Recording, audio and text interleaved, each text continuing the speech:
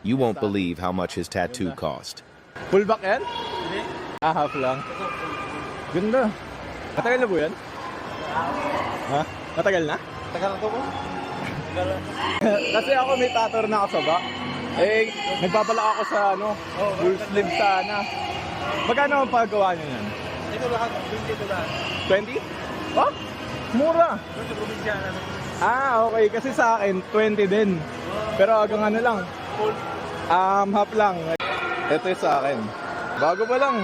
Siguro mga ano pa lang. 4 months pa lang. Magkano? 20 lang din. Natawaran. Pero yung tattoo artist na pinuntahan ko kasi, nag-ano na sa Davao. Ayun. Nagkumpit na siya. Oo. Yung mga ganun. Ito boss. Kasabay rin yan. Oo. Ganito. Ito, ibang artist. Ito rin, di ba? Pinsan ko na ito. Pinsan. Japanese Oo. concept.